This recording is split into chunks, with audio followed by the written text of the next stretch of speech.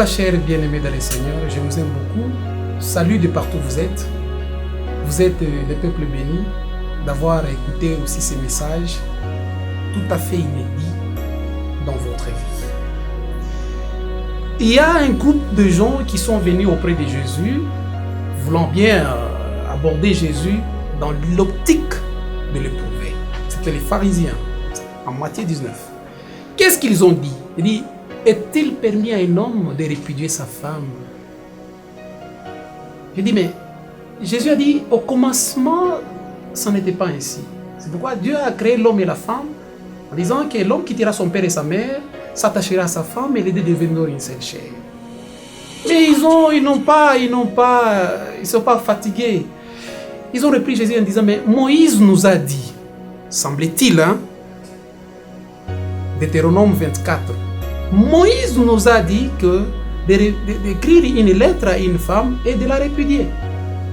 Si et seulement si cette dernière n'arrive pas à nous plaire. Jésus a dit, mais au commencement, ce n'était pas ainsi. Jésus ramenait cette histoire au commencement et aussi ramenait cette histoire dans la partie des Deutéronomes. Si vous voyez bien, qui a écrit Deutéronome? C'est bien Moïse. Qui a écrit Genèse? C'est bien sûr Moïse au commencement. Est-ce que Jésus voulait maintenant abattre Moïse avec Moïse? Un serpent voulant mordre sa queue? Non, pas du tout. Ah, là, je comprendrais que Jésus, ne voulant pas faire référence aux deux livres là, de l'ancienne partie de la Bible, que j'appelle Ancien Testament. Maintenant, qu'est-ce que Jésus voulait nous dire? Il donnait le message direct à ces peuples-là, et les peuples étaient convaincus, et leur cœur était convaincu en disant, mais cette doctrine de cet homme ici, c'est une doctrine à part. Est-ce que vous comprenez? Je ne parle pas seulement aux lecteurs de la Bible. Je ne parle pas seulement aux gens qui se prétendent connaître la Bible. Que tu sois musulman, que tu sois juif, que tu sois bouddhiste, que tu sois qui que tu sois, tu es en mesure de recevoir Christ dans ta vie, si bien que théoriquement tu ne le connais pas. Car Jésus a dit en Jean chapitre 5, le 46e et 47e verset, il a dit, si vous croyez Moïse, vous me croiriez aussi. Pourquoi? Parce qu'il a écrit de moi. Mais si vous ne croyez pas à ses écrits, mais comment croirez-vous à mes paroles? Le Moïse là dont Jésus faisait référence, ce n'était pas Moïse de l'Ancien Testament. C'était le Moïse de le savoir-vivre. C'était le cœur des gens que Jésus touchait directement. Ah, s'il appelle Moïse, c'est leur comportement dans la société humaine. Ces gens-là n'avaient même pas un comportement bien avéré. Ils avaient des hypocrisies en dedans d'eux. S'il faut bien, ils s'appelaient, ils sont respectueux, mais en réalité, ils n'étaient pas respectueux. Si ce n'est que le message de Christ pouvant te donner un respect total, un respect équilibre dans toute ta vie. Et Jésus attaquait toute une personne dans son entièreté. Et que la personne puisse se connaître bien, à guider ses actes. Et que la personne soit équilibrée, du moins dans toute sa vie, dans tout ce qu'il est en train d'entreprendre. Pourquoi? Parce que je me rappelle, l'idée même de la Bible, c'est que il faut que la personne, une personne normale, puisse arriver à vivre mieux sur la terre. Tout le matériel, tout ce que Dieu a établi sur la terre, il faut que ça soit à la disposition de l'homme. Il faut que l'homme puisse dompter cela et dominer cela, et que l'homme, et que ces histoires-là puissent servir à l'homme, et que l'homme vive en équilibre dans toute sa vie. Mais l'homme n'arrive toujours pas à vivre, à obtenir cet équilibre-là. L'homme n'arrive toujours pas à avoir une vie équilibrée. Pourquoi? Parce qu'il a dérobé quelque part au principe primordial de Dieu. Quel est ce principe-là? Et ça concerne qui? N'importe qui habitant sur la terre. Qu'est-ce que je dirais par là? Nous allons lire un passage, vous conviendrez avec moi. Romains chapitre 10, le 9e verset jusqu'au 10e verset, ça nous dit, tout le monde connaît ces passages-là. Je vous demanderai de bien marcher avec moi pour que vous compreniez quel est le message que je suis en train de vous donner. Or, mon thème de ce soir, c'est que je crois en Christ, il m'a franchi. C'est à l'indicatif présent. Il m'a franchi. Je ne voudrais pas dire qu'il m'a affranchi. C'est comme si c'est une question qui datait de longtemps. Il m'a franchi. C'est un présent continu. Nous allons lire Romains chapitre 10, le 9e verset. Si tu confesses de ta bouche le Seigneur Jésus, et si tu crois dans ton cœur que Dieu l'a ressuscité de mort, tu seras sauvé. Car c'est en croyant du cœur qu'on parvient à la justice, et c'est en confessant de ta bouche qu'on parvient au salut, dit l'Écriture. Est-ce que vous comprenez? Si tu confesses Jésus de ta bouche n'est pas théorique. C'est pourquoi bon nombre de gens, malgré leur comportement bizarre, désobligeant, ils sont en train de confesser Christ par rapport à leur mental, par rapport à leur compréhension du cerveau. Non, cela ne vaut rien, cela n'a pas de sens. Cela reste toujours lettre morte. Pourquoi? Parce que vous confessez là de vos lèvres seulement. Et confesser de ta bouche, ça signifierait que ta bouche, c'est quelque chose que tu es en train de diriger de toi-même forcément, selon ta volonté. Car c'est en croyant du cœur qu'on parvient à la justice. Et c'est en confessant de la bouche qu'on parvient au salut. Je crois dans mon cœur. C'est-à-dire, je crois spontanément par rapport à mes actes spontanés. Je me réveille et me dis, je n'ai pas tendance à faire le mal. Spontanément, sans que quelqu'un me pousse, sans que je raisonne de moi-même, je ne produise que des bons actes. C'est dans mon cœur. Je ne pousse pas le cœur à battre moi-même. Physiquement, si vous comprenez mieux, le cœur on ne le pousse pas. C'est soi-même qui bat. Si bien que on veut que ça puisse battre, mais de soi-même, ça bat. Et dans l'optique de la Bible, c'est-à-dire je crois dans mon cœur par rapport à mes actes spontanés, je me comporte bien, je me pose comme un bon citoyen.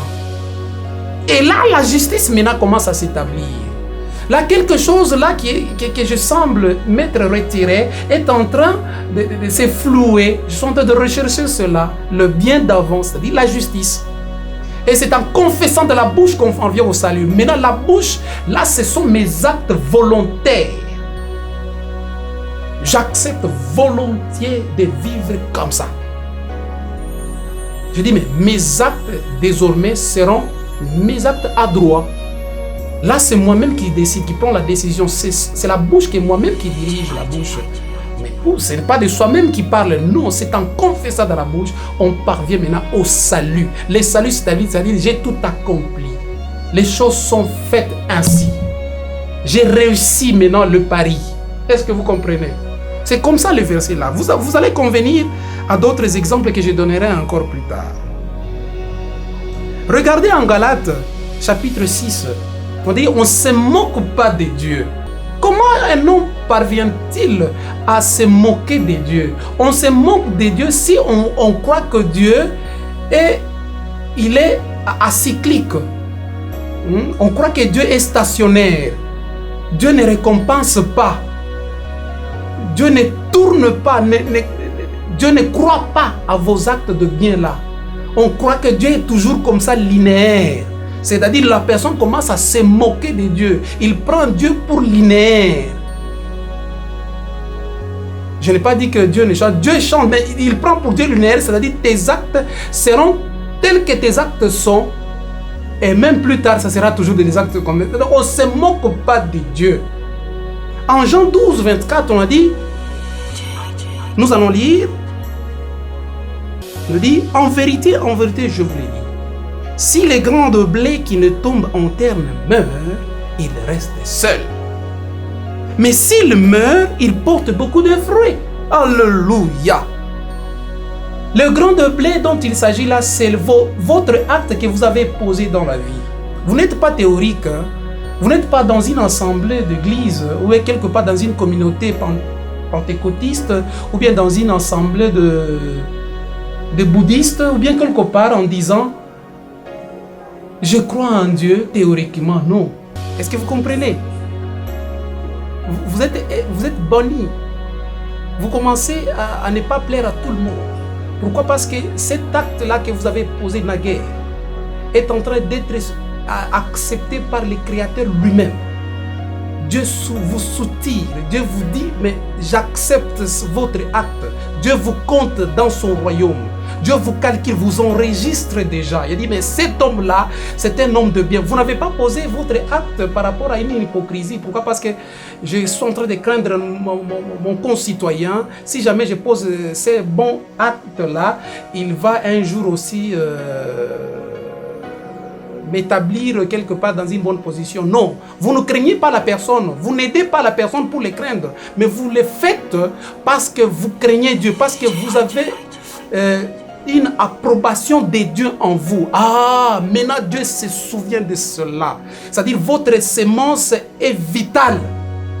Cette graine est plantée en terre. C'est-à-dire tout le monde ne vous reconnaît pas en tant que tel. Tout le monde commence à vous tourner le dos. Tout le monde commence à se moquer de vous. Tout le monde a dit ça, mais vous êtes que moins que rien. C'est cette période-là que la personne ne veut pas. La période du travail. Car la Bible me dit, celui qui ne travaille pas ne mange pas non plus. Est-ce que c'est le travail physique? Non, Jésus ne parle pas de ça. Paul non plus. C'est un travail de l'esprit. C'est un travail de votre acte est en train d'être retravaillé dans la terre. C'est la terre qui est en train de se mélanger avec le grain pour donner maintenant une autre semence visible. Ah, il faut passer par la mort. Le grain, je ne sais pas, hein, vous qui avez fait des études sur cela, et vous remarquerez que le grain est en train d'être pourri, semble-t-il. Et cette pourriture-là, dans les jargons bibliques, nous appellerons ça le péché. Vous êtes en train de vivre dans le péché. Vous avez une mauvaise connotation. Les gens ne vous reconnaissent plus. Les gens vous regardent et disent, mais cet homme ici, on n'a pas besoin de lui. Mais Dieu a besoin de toi. Pourquoi? Parce que Dieu compte à cette semence-là. Est-ce que vous comprenez? Vous, votre travail, c'est que vous ne pouvez pas vous moquer de Dieu. Vous ne pouvez pas encore rechercher ce grain-là pour en ressortir le grain tel qu'il était là. S'il ne meurt, il reste seul.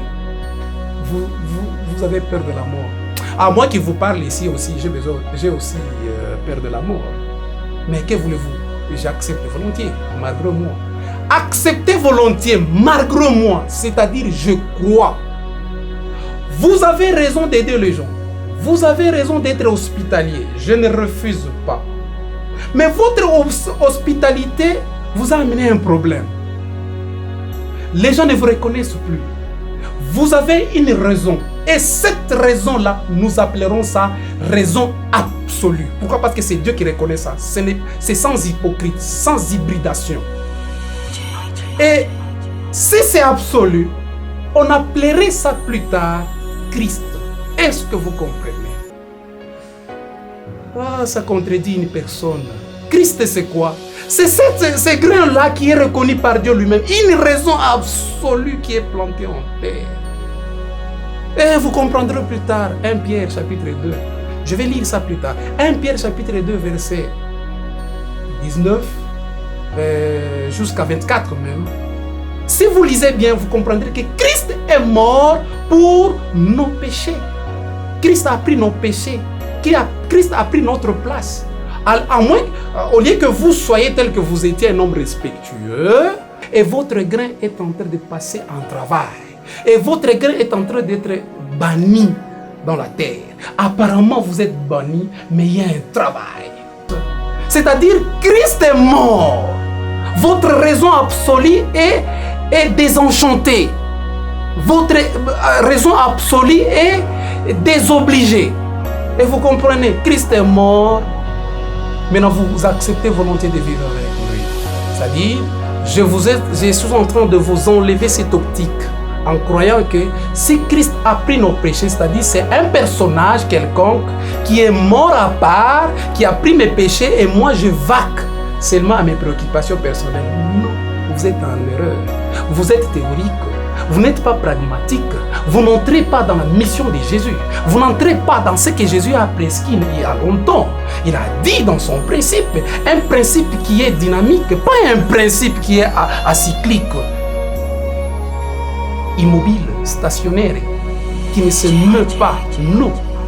Nous prenons un principe de Jésus, il a dit, Christ a pris nos péchés, c'est-à-dire, à la place de votre raison, vous avez connu le mépris. Vous êtes la risée de tout le monde. Mais vous, votre travail, c'est quoi? C'est accepter seulement de vivre ainsi. Ça fait mal. Ça fait mal de vivre ainsi. Qui accepterait de vivre ainsi? Vous êtes rejeté dans la communauté familiale. Vous êtes rejeté dans la communauté ecclésiastique. Vous êtes rejeté. On dit que vous ne parlez pas le même langage.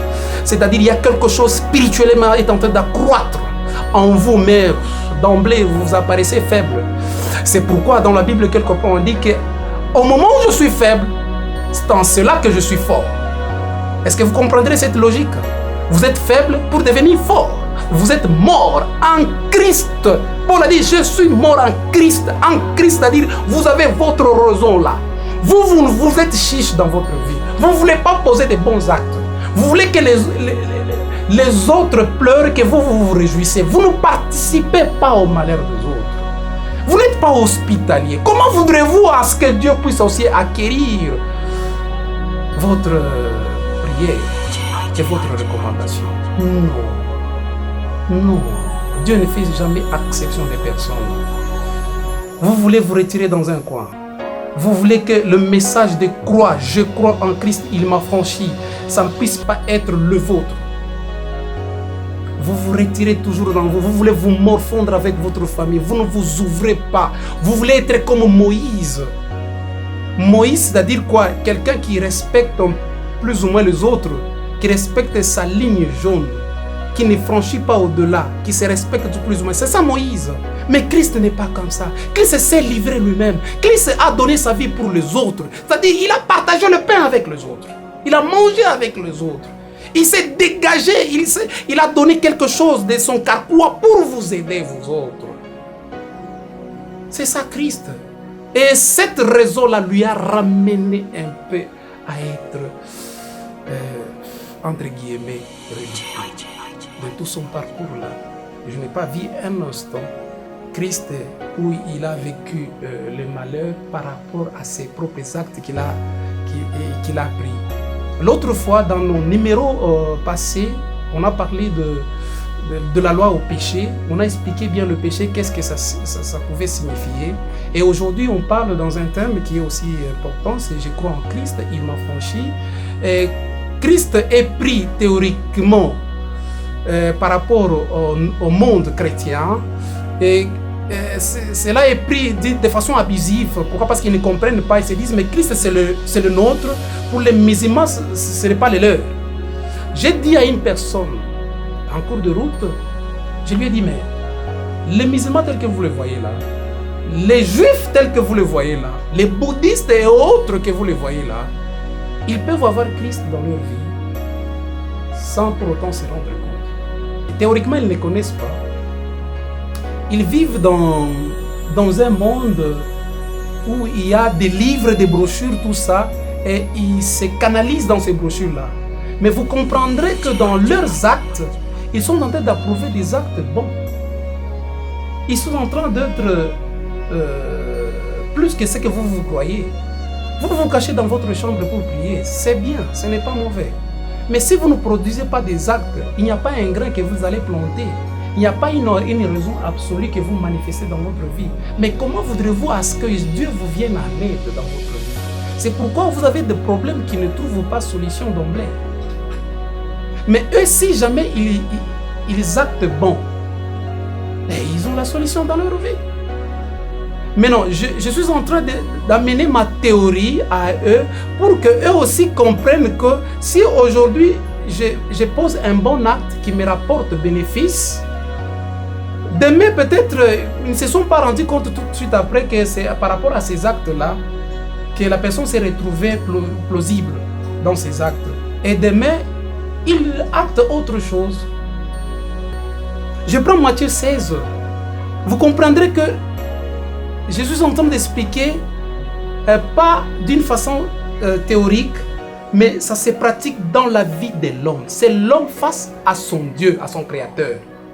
Il ne peut pas se camoufler dans la masse, non. Qu'il reste soi-même figé avec son Dieu par rapport à ses actes. Est-ce que vous comprenez? Ok. Vous comprendrez que Jésus a posé la question parmi ses disciples en disant « Qui dites-vous que je suis ?» Après leur poser la question en disant « Mais les autres disent de moi quoi ?» Mais quand ils se sont retrouvés par rapport à eux-mêmes, cette question leur a été adressée, ils étaient calmes. Bouche bée, personne ne pouvait répondre. Vous lisez Jean chapitre 1, le verset 40 et 41. André, il était le frère à Pierre. Il avait écouté le message de Jean-Baptiste. C'est lui qui a amené maintenant son frère Simon-Pierre à Jésus. Il lui a communiqué, il a dit, nous avons trouvé le Messie qui signifie Christ. C'est lui dont on parlait l'autre fois. Vous comprendrez que les deux disciples-là, ils comprenaient déjà que Jésus était Christ. Ils avaient décelé tout leur parcours avec Jésus, ils ont décelé en Jésus Christ. Mais subitement, Jésus maintenant posa la question à ses disciples. Qui dites-vous de moi? Ils ont répondu. Ils étaient calmes. D'abord, eux tous étaient calmes. Mais moi, je suppose qu'André aussi connaissait que Jésus était Christ. Théoriquement, André le savait. Je suppose. Aussi, tous les disciples le savaient aussi. Théoriquement, ils le savaient. Mais personne n'a osé répondre. À part l'abnégation de Pierre. Il a dit, tu es Christ, le Fils de Dieu Tout-Puissant. Jésus ne regarde pas ce que Jean-Baptiste disait de l'autre côté de Béthanie, au Jourdain là. Il témoignait de Jésus. Jésus ne s'est pas référé à cela. Il a dit quoi? Pierre, ce n'est pas la chair et le sang qui t'ont révélé. Et plutôt c'est mon Père qui est dans le ciel qui t'ont dit cela. Le message de Dieu, c'est Dieu qui t'a dit tout cela. Tu es Pierre. Sur cette pierre, je bâtirai mon église. Et les portes de ces jours de mort ne prévaudront jamais contre elle. Je te donne les clés du royaume. Ce que tu vas lier sur la terre sera lié au ciel. Ce que tu vas délier sur la terre et aussi sera délié au ciel. Est-ce que vous avez vu un grand cadeau que Jésus a donné à Pierre? Vous aussi, j'aimerais que ça soit votre. Pourquoi? Vous quittez dans l'optique de la théorie pour entrer dans l'optique maintenant de la pratique. Les disciples, tous les disciples, ils avaient le message de Jésus qui était Christ. Dans nos églises, dans nos assemblées, partout où nous passons, on nous amène le message théorique. C'est bien beau que Jésus est Christ, Jésus est Seigneur et Sauveur. Ça, nous acceptons volontiers. Ça, il n'y a même pas de contestation. Mais ça reste lettre morte. Pourquoi? Parce que nous ne vivons pas ce message dans notre vie. Ça ne se répercute pas directement. Ô peuple de Dieu, ne restez pas sur place, ne restez pas enfermé quelque part. Ressortez votre vous et que vous produisez des bons actes. C'est par rapport à vos actes là que Dieu va vous compter. Est-ce que vous avez compris? C'est pourquoi tout le monde était calme. Simon Pierre a dit que tu es Christ, le Fils de Dieu vivant. Il n'a pas dit théoriquement, je vous ai dit l'autre fois là. Sa bouche a été utilisée. Il s'est reproduit. Il a produit des actes qui dénotent de Christ en lui. C'est ce que vous n'avez pas compris. C'est ce que le message qui est caché jusqu'à ce jour. Théoriquement, il a dit ça par rapport à sa bouche. Mais il a ressorti Christ dans sa vie. C'est par rapport à ses actes. Alléluia. Tu es Christ, le Fils de Dieu vivant. C'est pourquoi il a ressorti cela. Ça ne s'arrête pas par là. Maintenant, le problème commence maintenant à se mouvoir dans la vie de Pierre. Pierre a été sujet d'être attaqué par maintenant Satan. Satan commence à poursuivre maintenant Pierre. Tel que nous l'avons dit précédemment. Si vous prenez un grain de blé, vous plantez en terre. Vous vous attendez à ce que les grains produisent beaucoup. Mais il y a un temps intermédiaire. Ce temps intermédiaire, c'est ce qu'on appelle le péché, la vie morte, la vie de dérision. Vous devez accepter de passer par là. Je ne sais pas, c'est ce que Pierre, ça a été dur à Pierre. Et plus tard, vous allez compris qu'il était vraiment, il s'est donné au message de Jésus, il était vraiment prêt à mourir avec Jésus. Mais c'était difficile, il a renié Jésus trop fort. Pourquoi? Parce que c'était pas encore total en lui. Il fallait qu'il puisse encore persévérer davantage. Il fallait qu'il y ait un esprit encore, un esprit supérieur en lui pour que cela se manifeste encore davantage. Je chute par là. Romains chapitre 5, verset 20. Je ne cesse jamais de répéter ces messages-là. La loi est intervenue pour que l'offense abondât. Là où le péché a abondé, la grâce a surabondé. Alléluia, peuple de Dieu. Les péchés abondent dans la vie de l'homme. C'est cette partie de la mort que le grain est en train de travailler. Celui qui ne travaille pas ne mange pas. Les grains travaillent pour qu'il puisse reproduire. Manger, c'est-à-dire avoir une vie en excellence. Avoir son résultat, c'est ce qu'on est en train de chercher. Tout le monde recherche un résultat. Alléluia. Les péchés sont en train d'abonder. C'est les gens qui te voient d'une autre façon. Les gens qui t'entourent là, ils te voient malin. Les gens qui t'entourent là te voient voleur, te voient n'importe qui, ils te doivent dans l'œil, ils te surnomment. Ne t'en fais pas, ne regarde pas eux. C'est le serpent qui est en train de te mordre. Tu ne vas pas regarder le serpent tout à fait directement. Non. Tu vas regarder le serpent de Moïse, le serpent de Rhin. Quoique celui-ci est en train de te mordre, c'est sans effet. Le serpent qui est élevé par Moïse, c'est Christ qui est élevé. Tu as un objectif. Tu es visé par un objectif. Fais-le, tu vivras. Celui qui voudra sauver sa vie là, la perdra. Celui qui la perdra à cause de moi et de son royaume, la conservera. Est-ce que vous avez compris? Là où les péchés abondent, la grâce surabondée. Les péchés abondent comment? Les péchés abondent au moment où vous commencez à supporter. À un certain moment, on vous bouscule ça et là. Vous ne sentez même plus ces bousculades-là. Vous ne sentez plus, vous commencez à vous habituer. Les péchés abondent. Il n'y a pas une autre place qu'on peut ajouter encore des moqueries. Chez vous, il n'y a pas de place. Vous êtes accomplis. Là où les péchés abondent, la grâce commence à surabonder. La grâce, c'est quoi? C'est quelque chose qui est en vous, mais qui est un peu supérieur par rapport à ce qui est prévu en vous, qui est par rapport à vos dons. Les autres gens définissent la grâce étant une faveur imméritée. Quelque peu immérité, oui, j'accepte, mais c'est mérité. Pourquoi? Parce que vous étiez en travail. Vous étiez en travail, vous étiez mort, vous avez accepté de mon cri. Les péchés ont abondé, maintenant la grâce commence à surabonder. Vous ne faites pas effort de vivre mieux, mais vous vous comportez bien. Les gens commencent à voir votre bonne santé.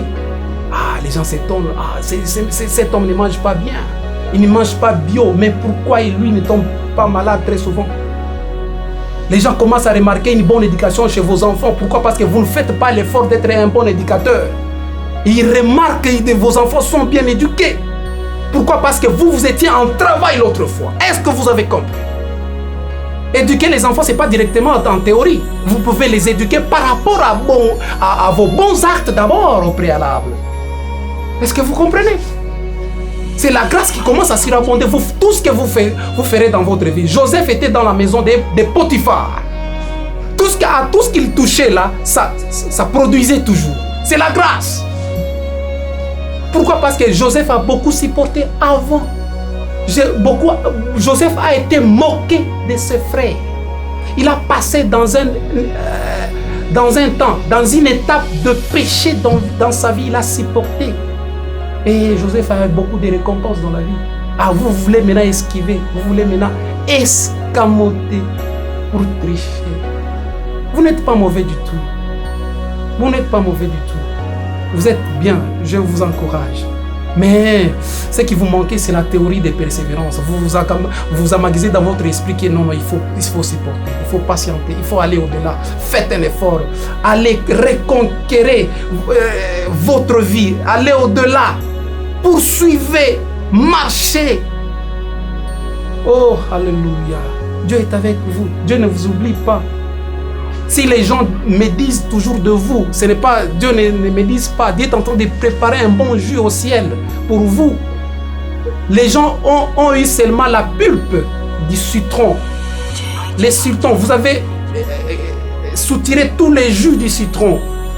Les gens disent, mais de quel genre de citron s'agit-il? Parce que vous avez déjà tout soutiré dedans. Les gens se moquent de la pulpe. Mais les jus est céleste. Les jours que Dieu va vous remettre ces jus-là, tout le monde acclamera. Là, maintenant, la grâce surabondera. Au nom de Jésus. Merci Seigneur, parce que ce peuple a écouté le message. Ce peuple est prêt maintenant à affronter une nouvelle vie. J'aime bien ce peuple-là. Si tu peux assister ce peuple-là, parce qu'ils n'ont pas accepté de vivre pareillement au monde. Ils ont accepté d'être un peu amoindris par rapport aux autres pour remontrer au plus haut degré qu'ils soient. Oh Dieu béni soit ton nom.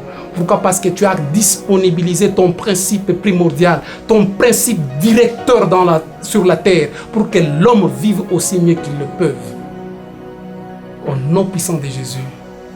Amen. Que Dieu vous bénisse.